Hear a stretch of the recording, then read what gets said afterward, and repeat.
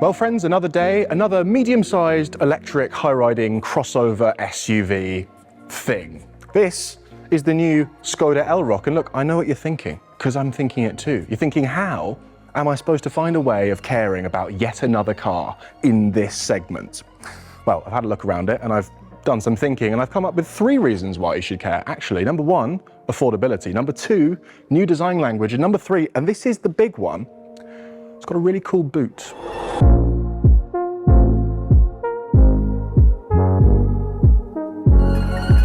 Now look, as I alluded to in the introduction, it is getting quite difficult to summon enthusiasm and excitement for yet another car in this very busy segment, especially when there's already a lot of really good ones. Your Kia EV3s, your Renault Scenics, your Hyundai Konas, your Volvo EX30s. These are stonking little cars.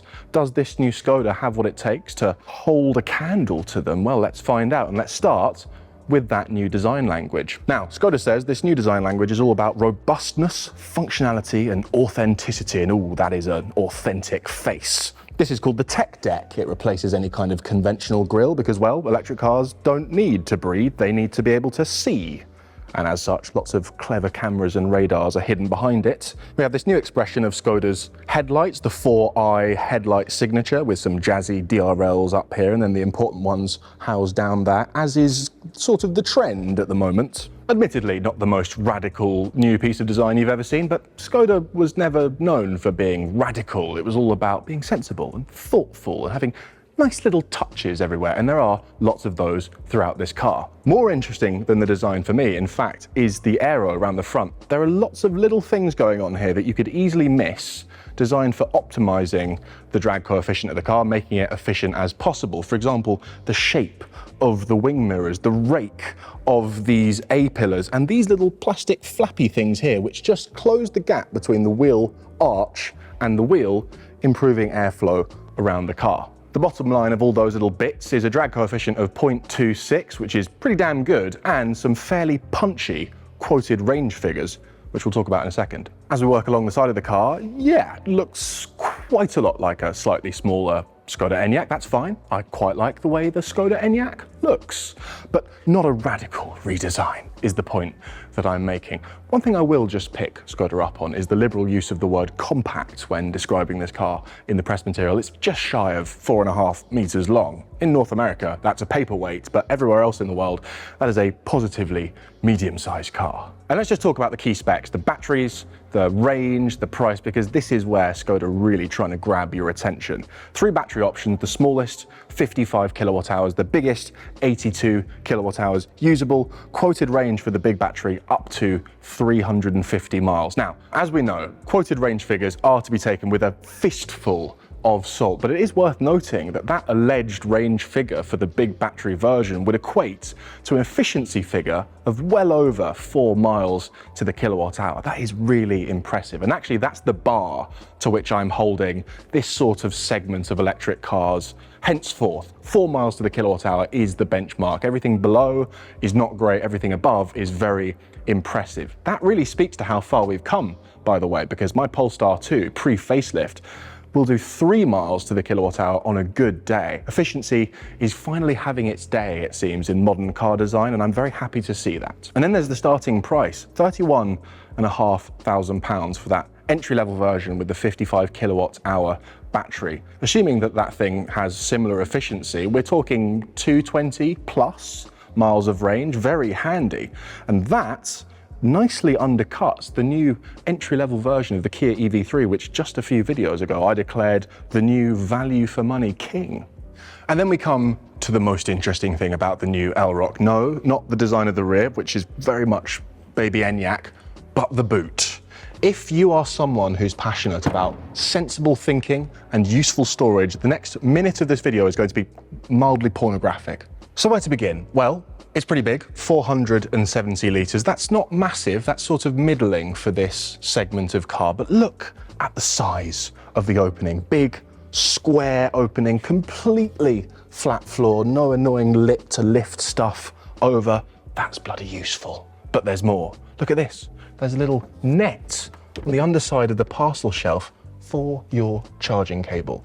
That's brilliant, because oftentimes it goes underneath the boot floor, and if there's a boot full of stuff, you've got to get all that out and then lift the floor up to get the cable. That's sensible, clever.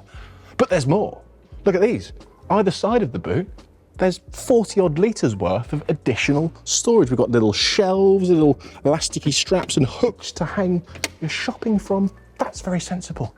But this is the best of them all. Look at this. The boot floor is actually reversible. This side's all carpety, but let's say you have a large wet dog that you want to get in there. This side's all rubberized, easy to hose down. That's brilliant. And one more bonus feature. I actually forgot about this one. This is really good. This parcel shelf can be moved. You can pop it, hang on. That's the technical way of doing that. Remove it, and then put it down here.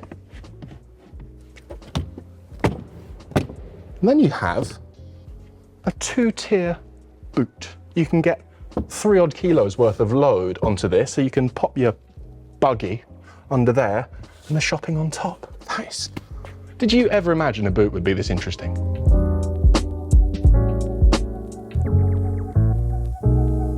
Now then, welcome to the interior of the new Skoda Elroq, and the headline here is much like the outside. If you're looking for bonkers, groundbreaking design, then you're probably not especially familiar with the Skoda brand. But if you're looking for sensible, thoughtful little touches to make your life a bit easier, like that fantastic boot, well, they are here aplenty. So what have we got? Pretty conventional layout. This is not going to be unfamiliar to anyone coming out of a combustion-powered car. For reasons slightly unclear to me, we're sticking with the slidey, rubby panel for the volume. That's a little bit annoying, but less annoying now that I have a physical scrolly wheel on the wheel. A wheel on the wheel. There's a wheel on the wheel for the volume. Also, nice big touchscreen, and also just way more responsive than that of the early VW Group electric cars. If you were to sit in an early ID3 and do this, the screen would just be starting to move now, whereas this one, super crisp and responsive. That's good to see. This is quite nice. Wireless phone charger, nothing new there, but this one is cooled so that your phone doesn't overheat. My phone always gets too hot when I charge it wirelessly. That is thoughtful. Something I am a big fan of is this particular interior. This is optional. I think the entry-level version has a lot of pleather everywhere, but this one's got these really funky textured seats, lots of recycled materials. This on the dash is a faux leather, and there's lots of PET plastic in the seats, but I just really like the texture of it. And look, these seat belts, this is one of the craziest things in Skoda's history. Look at those, fantastic. Back to the sensible stuff, nice big door bins. Get many a water bottle in there. And then we've also got a heads-up display with augmented reality. So when your turning is coming up, a big arrow will be projected onto the road where your turning is. It's actually quite useful. If ever you've taken a premature exit on the motorway and found yourself accidentally on the way to Huddersfield, you'll appreciate this feature. Backseat jack test, and it is good news, as you'd expect from a car this size, but I really do have just a ton of room back here. Lots of legroom. This seat is way back in my driving position. Look at the headroom. I honestly can't even touch the ceiling if I try my best. Okay, I can, but I have to really exaggerate it to do. That's lots of space. This is something that the MEB platform is especially good for. We know this. And when you combine it with a crossover shape, the result is lots of room. Moreover, Skoda have deliberately prioritized rear legroom over boot space. They reckon that this is as roomy as an Enyaq back here. And the boot is still a decent size, but I do think it makes sense to do things this way around, prioritize the rear seats, because you can always put shopping in the back seat, but you can't put a child in the boot. Not anymore anyway. And then there's some sensible Skoda-ness going on back here as well. Of course there is. We've got this is quite nice. You've got a little storage tray down here if you don't want the room in between the two seats on the floor. But if you do want it, you just pull it out and chuck it away. Don't chuck it away, put it in the boot. And I really like this. Look at the shape of the cushion here. You've got this little bit of bolstering just where your thighs go. And it's really comfortable. It really just supports your legs in a lovely way. How has no one thought to do that before? Final thing, can we just take a moment for how lovely and sculpted Skoda door handles are? Who gave their door handles the right to be that lovely?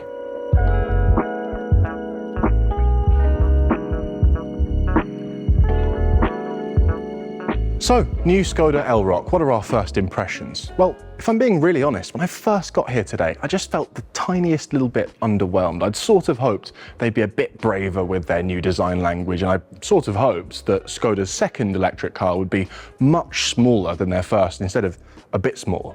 Having said all of that, there is a lot to like about this car, and I'm just really charmed by the overarching sense that a lot of thought has gone into this vehicle. You really feel like they've asked people about how they use their cars and what they would change in order to make something that slots into your life absolutely seamlessly. And that's how we end up with things like the little cubbies either side of the boot and the cooled wireless phone charger and that extra little bit of cushioning for your thighs. Combine that with a seriously impressive starting price and punchy quoted range, and we could have a bit of a winner here, but we haven't driven it yet, so we can't say just yet. We'll find out in a few months, but for the time being, please do make sure to like and subscribe. And if you have been, thanks for watching.